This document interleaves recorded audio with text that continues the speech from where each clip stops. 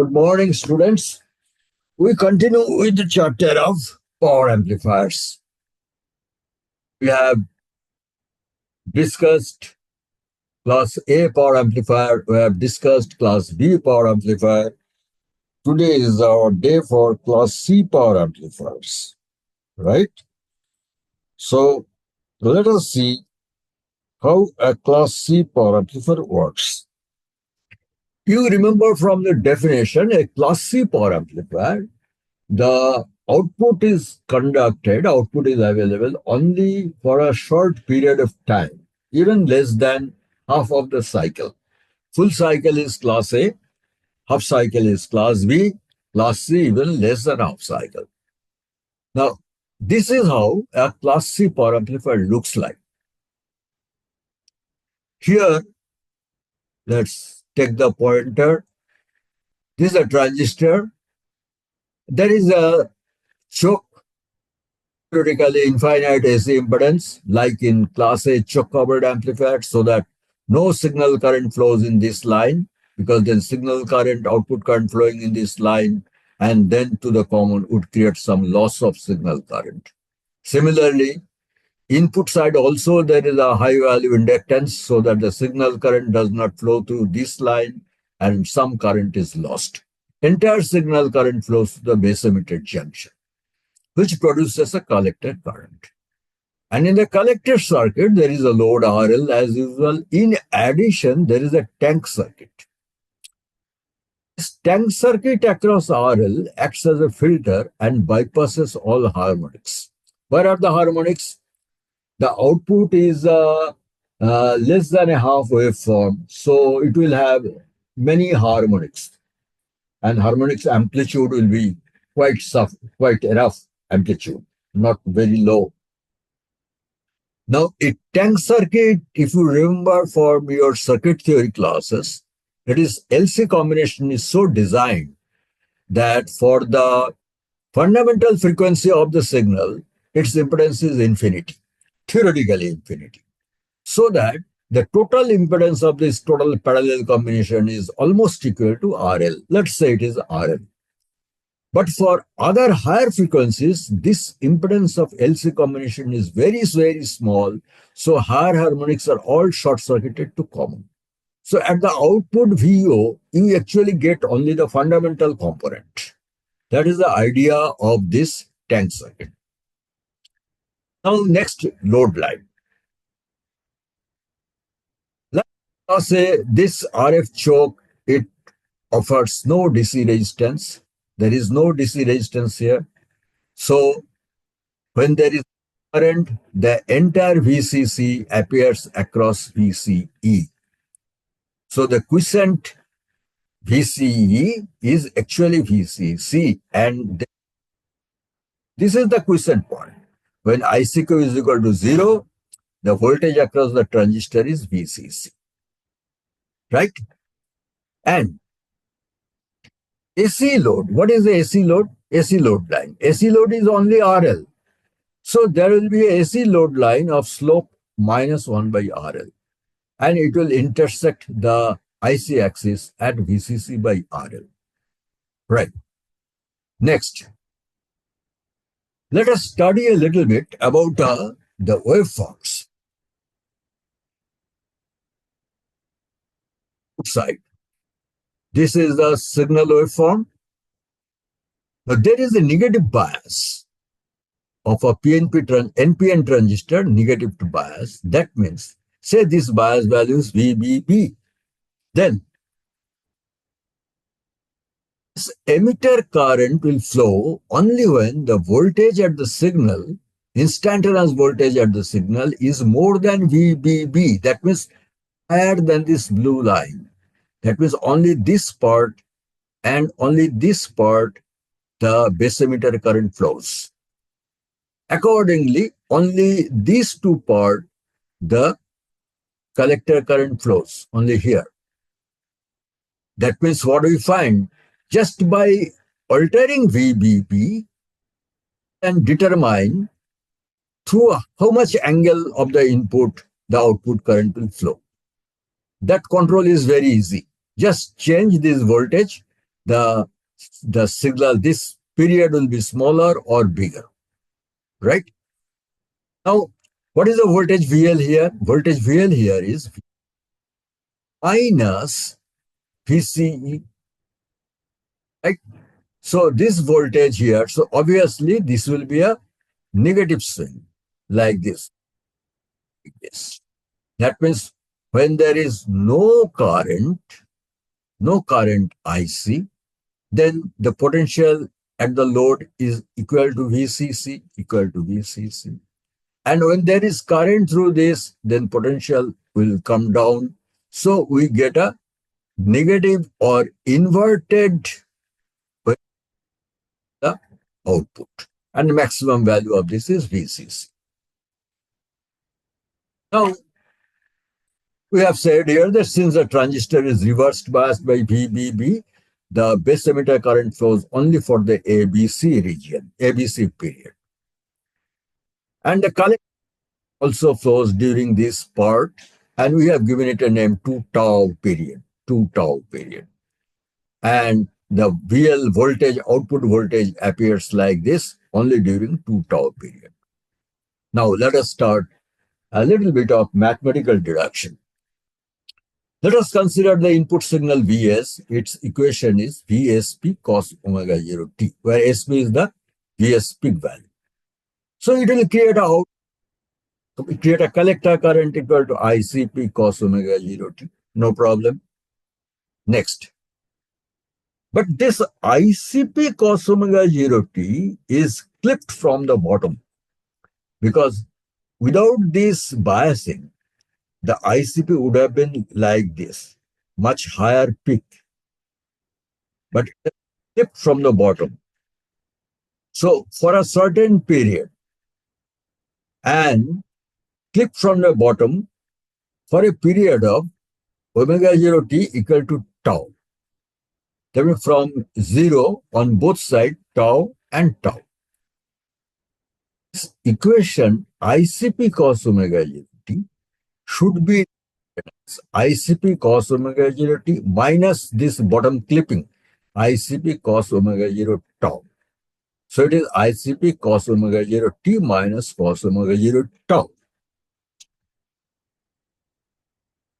If without clipping, that means had there been no clipping, then what would have been the ICP max is equal to this value, VCC by RL.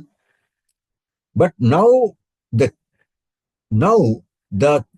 maximum value depends upon the amount of clipping, because once there is a clipping, the actual value of ICP is less than would have been without clipping. So the equation of IC, this equation, is rewritten as ICP divided by, that means the amplitude of ICP is rewritten as ICP divided by 1 minus cos omega 0 tau. Right? Suppose tau increases, the period increases. If the conducting period increases, then cos omega 0 tau decreases. That means 1 minus cos omega 0 tau increases. That means allowable ICP value decreases. So this equation IC is equal to this is replaced by this equation to take care of the clipping from the bottom for a period of tau. Now, so this equation we have just reproduced here with progress in further deduction. Now we start deduction of power efficiencies. First is power drawn from the power supply, from this power supply. How much is the power drawn? We know power drawn from the power supply is the average value of voltage multiplied by the current. Right? That means VCC, this current IC is replaced by this equation. Right? So integral and averaging by 1 by T0, because integral has to be done from minus tau to plus tau, because only during this period the current flows, but the averaging has to be done for the total period. Now, Since this tau is very small, right? Actually, in a class C amplifier, this period tau from here to here is pretty small with respect to total period, maybe hardly 5%, 10%. So, since tau is very small, to simplify this equation, we write sine omega 0 tau is omega 0 tau, right? So sine square omega 0 tau is omega 0 square tau square. Sine square is equal to 1 minus cos square omega 0 tau is equal to omega 0 square tau square. That means cos square omega 0 tau is equal to 1 comes here and omega 0 square tau square comes here is like this. Therefore, cos omega 0 tau is 1 minus omega 0 square tau square whole to the power half. That means root over. The binomial approximation, this is 1 minus omega 0 square tau square by 2. This is simplified version of the equation. Cos omega 0 tau is this. Similarly, cos omega 0 t also will be this, because we have omega 0 t and omega 0 tau. Now, in that case, what is this bracketed part? Bracketed part, we put the values of omega 0 tau, cos omega 0 tau, t and cos omega 0 tau from these two equations. This comes out to be 1 minus t square by tau square. So, this bracketed portion turns out to be 1 minus t square by tau square. Then what is the PCC? Then PCC ICP by T0 integration 1 minus t square by tau square. If you integrate this, I have not shown the unnecessary elongation of the deduction, is equal to 4 tau by 3 T0. This VCC ICP product remains here. So this is the value of PCC. That means the power drawn from the battery. So now we have two relations in hand. One is the value of IC, the signal current, and the power drawn from the battery. Next, we go to find out what is the power dissipated as heat in this transistor. We remember now power dissipated at heat in the transistor is the power drawn from the battery minus power delivered to the load, because there is no DC power loss in the bias circuit anywhere. There is no resistance. Right? So PT will be equal to just PCC minus power delivered to the load. And PCC we already know. And what is the power delivered to the load? Power delivered to this RL. Once again, this current IC multiplied by the signal voltage VC, its average by for our entire period. This IC we replace by this value, and this IC we replaced by this value, and VCP also sick. If IC is this, then VCP will be the same equation. So there will be actually IC is equal to this and VC is equal to the same equation. ICP is replaced by VCP. So it will be ICP, VCP and squaring here and squaring here. And entire integration and then division by the total period, that will give the power delivered to the load. So this relation we have already done. This bracketed portion is like this. So it becomes PCC minus, if you do this integration once again, it will be 16 tau by 15 T0 VCP IC. So PT, power delivered, so PT, that means the power consumed by the transistor in the form of a heat is equal to PCC replaced by this equation, and this 16 tau by 15 T0 VCP ICP. These are the two variables, VCP, ICP, we have not yet found out. So we keep the equation like VCP, ICP. VCP is the maximum peak value of the voltage here, ICP is the peak value of the current here. And mind it, both this peak value depends upon tau. That means depends upon how much portion of the period the transistor is really conducting. Continue like this. Now we find out power delivered to the load.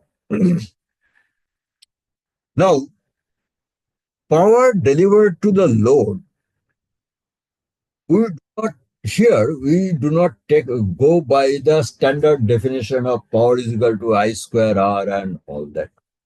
We go in a different way so that my deduction is simpler. There will be a total current passing through this. And its fundamental portion, we are talking about only the fundamental portion. This total current IC is given by this Fourier expression. Is a DC portion I0 because this signal current which is flowing in small peaks like this, it will have a DC portion because it will have a positive average, right? And this is the Fourier expression from n equal to 1 to infinity, In cos n omega 0 t. Here the DC component will be blocked by this capacitor. So I0 portion goes off, and all harmonics except to 1, that means when it is cos omega 0 t. When n equal to more than 1, cos 2 omega 0 t, 3 omega 0 t, everything is bypassed by the tank circuit. Only what will remain at the load when n is equal to 1. That means when is I1 cos omega 0 t component, this is the only component which passes through the load, right? And this I1 component amplitude can be found in this way. IC cos omega 0 t, we have removed all n more than 1 components. Again, this is a Fourier integral where it is integrated from minus T0 by 2 to plus T0 by 2 and then averaged, right? This is IC cos omega 0 t. This IC cos omega 0 t is once again replaced by the same known equation. This IC is replaced by ICP into this and this. And this cos omega 0 t remains here like this. And we know this simplification, that is 1 minus omega 0 t square by 2. And this also we know. So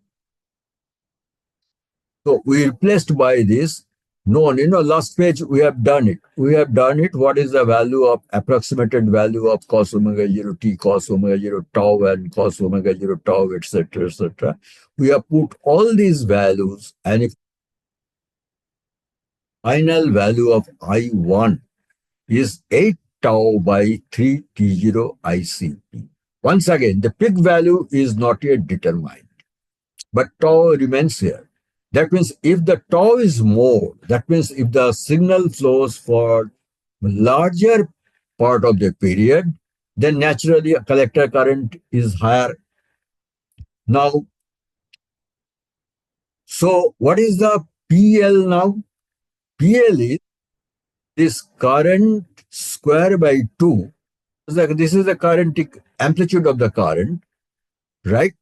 So it is RMS value is I1 square by 2 into this resistance RL. So this is 64 tau square by 2 into 9 tau square ICP square RL. So this becomes 32 tau square by 90 square ICP square by RL. So this is the AC power delivery. So what do we got? The power drawn from the battery and AC power delivered to the load, right? What is efficiency? Is power delivered to the load divided by power drawn from the battery. We have these two equations. If we put them here, we get efficiency is 8 tau ICP RL by 3 T0 VCC. Now, what is the maximum value of ICP RL? Maximum value of ICP RL is VCC. That means maximum value of ICP is VCC by RL, VCC by RL. So, what do you find? Efficiency will be higher if tau is higher. Obviously, tau is in the numerator of the efficiency. So, should we make tau higher? No. Idea of the class C amplifier is to keep tau small so that a large load power can be delivered by using a low rating transistor, which will be determined by the figure of merit. Right? So here, there is a trade-off between efficiency and figure of merit. So we keep efficiency to a certain extent as a lower value. That means we sacrifice some DC power, but in exchange, the transistor power capacity is smaller so that I don't have to buy a high power transistor. Mind it, these class C power amplifiers are not used in our day-to-day application. They are used for high power delivering in the radio frequency, etc., where the power requirement is in the term of kilowatts, not in terms of watts. And having a kilowatt transistor in the market is very small, very rare, because then you have to arrange for cooling of the transistor, right? So what do? We keep the transistor power loss low, and for that efficiency maybe less, and for less efficiency I have to give more battery power that I can anyway organize. Now a practical value of tau is T0 by 8. That means 1/8 of the total period. 1/8 of the total period, that means 1/4 of the half period. And in that case, considering ICP-RL is VCC, with this calculation, the efficiency is only 33%. You remember, efficiency of class B push-pull power amplifier is 78%. So there, with low battery power, we can supply high load power. Here, a battery power, we need more because efficiency I keep 33%, so that the tau is only 1 T0 by 8. Why we do that? We do that to get a good figure of merit. And ICP is equal to VCP RL, and this PT, power delivered to the transistor. Now we take some values of ICP VCP, is ICP VCP minus this ICP, this VCP is replaced by ICP RL, so it becomes ICP square by RL. So therefore, if we now do a differentiation with respect to ICP, so dPT by dICP becomes 4/4 tau by 3 T0 VCC minus 32 tau by 15 T0 ICP. To have and when is the maximum power dissipated in the transistor, right? Because to find a figure of merit, I have to find out in what condition transistor is heated maximum. For that, this dPT dICP has to be 0. Putting that value 0 here, we found the condition is ICP should be equal to, this ICP should be equal to 5 VCC by 8 RL. Mind it, maximum ICP could be VCC by RL. But here, it is even less than that.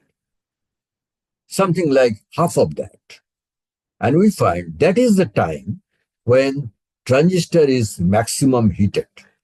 And taking that condition that ICP is equal to this, we put the value in this equation. Power dissipated maximum is 4 tau by 3 T0 VCC. ICP is 5 VCC by 8 RL minus 16 tau by 15 T0.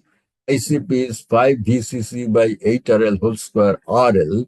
By simplification, we find maximum power dissipated in the transistor is 5 by 12 tau by T0 VCC square by RL, right? So these are the few various relations we found for this class C power amplifiers. Again, having the relation VCP equal to ICP-RL, because in the AC circuit, this is only IC and only VC, so and load is RL, so this is a ohmic relation. And noting that VCP max can be VCC. Noting that, then what is the maximum power delivered to the load is 32 tau square by 9 T square. ICP is replaced by VCP by RL whole square, RL. So what is the maximum load power to be delivered, can be delivered is 32 tau square by 9 T0 square VCC square by RL. That is the maximum load power that can be delivered. Now we have got maximum load power that can be delivered, and we have got maximum power that is lost as heat in the transistor. And their ratio is the figure of merit, which is 15 by 128 T0 by tau, right? Their only variable is tau. So if tau is smaller, then figure of merit is larger. And if tau is larger, if tau is equal to T0, that means if it conducts for the full cycle, then the figure of merit is 15 by 128. So this is the characteristic figure of this amplifier. Now what do we find from this characteristic figure? Let's say this is the AC power, green AC power delivered to the load. You see, AC power delivered to the load increases as this is x-axis is not signal, is T by tau 0. For any particular signal value, this is tau by T0. That means part of the period for which the transistor is conducting, right?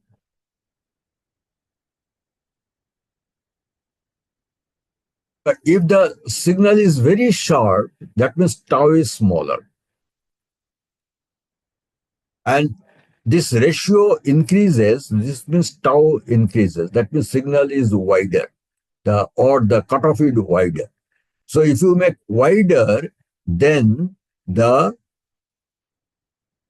signal power increases. But mind it, in this amplifier, making it wider is not the idea. If you make it wider, signal power increases, efficiency also increases, and power lost in the transistor also increases, but merit decreases. What is the figure of merit? Figure of merit is that AC power delivered, ratio of AC power delivered to the ratio of the power lost in the transistor or heating of the transistor. Figure of merit high, figure of merit very low means you need a high capacity transistor. Or it high means you need a low capacity of the transistor. So on this particular context of capacity of the transistor and cooling arrangement of the transistor to be made, we go to the higher side, right?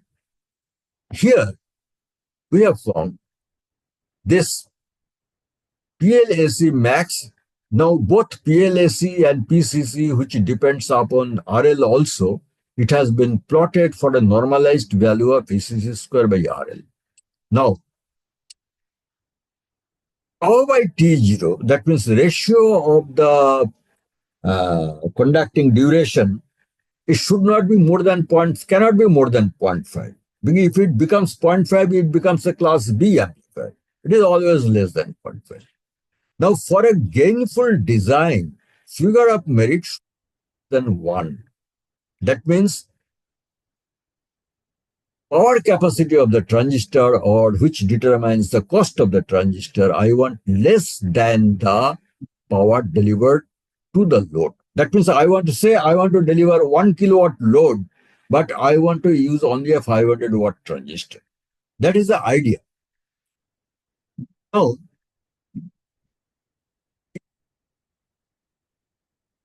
on this figure of merit curve and this figure of on.